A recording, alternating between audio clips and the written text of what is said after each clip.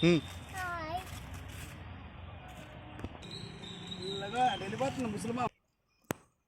Hi friends, మీరు చూస్తున్న train number 18520 Visakhapatnam LTT express.